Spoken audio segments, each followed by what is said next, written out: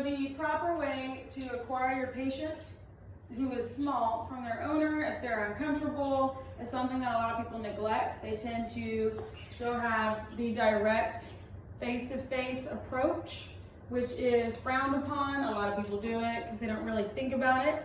They overlook the obvious of direct face-to-face is uncomfortable. It can potentially cause a trigger for more anxiety, aggression, overall nervousness. So FAS, fear, anxiety, and stress.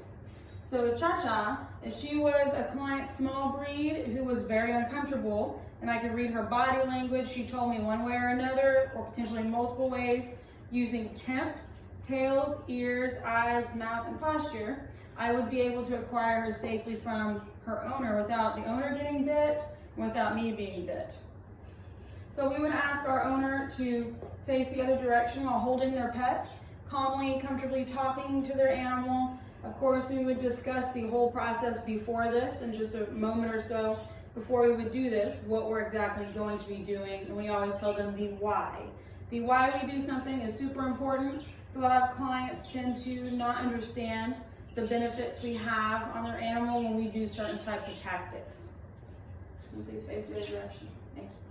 So we would go through the motions of talking to the client first, and then I approach the client and let them know, okay, I'm about to touch Cha-Cha, you ready? The client would let me know if they were or not, which he did. So 1, 2, 3, and I'll be touching Cha-Cha.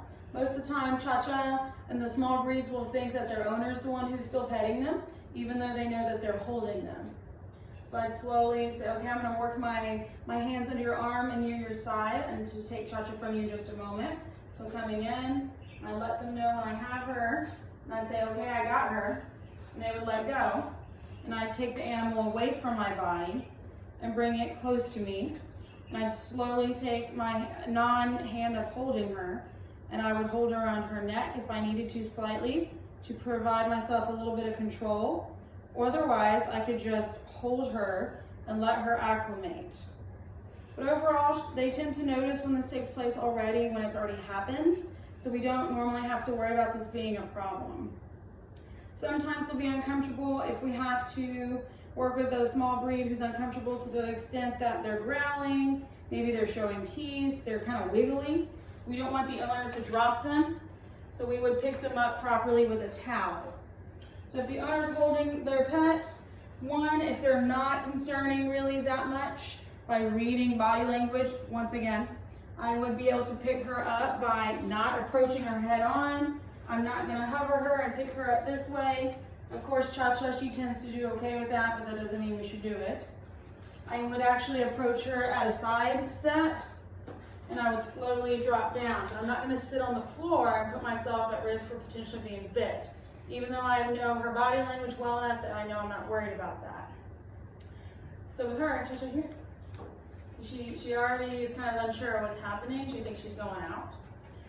So I would be able to get her off the floor. Come here, Cha-Cha. Good girl, you want to smell? So I'd put my thumb and my fingers together to let her smell me safely.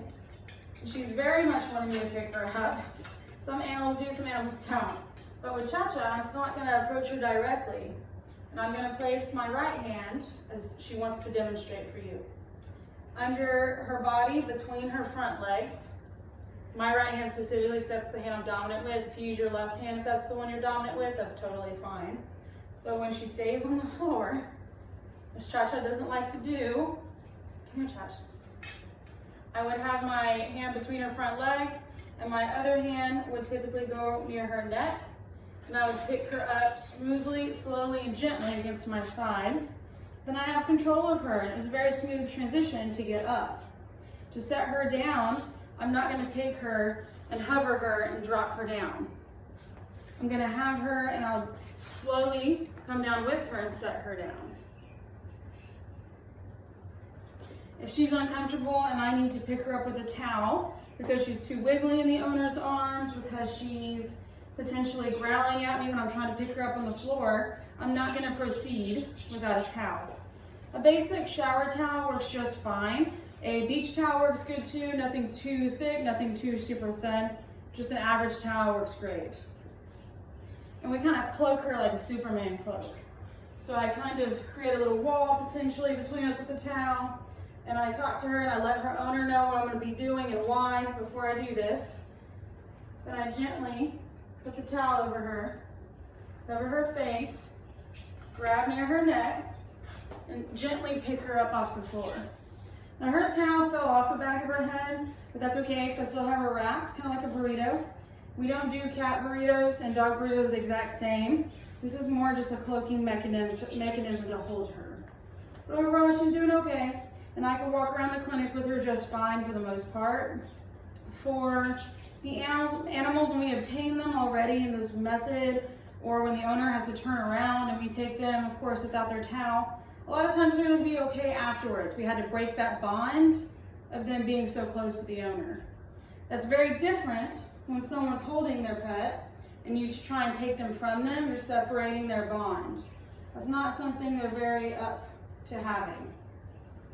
Good girl, Cha-Cha. All right, Cha-Cha's out.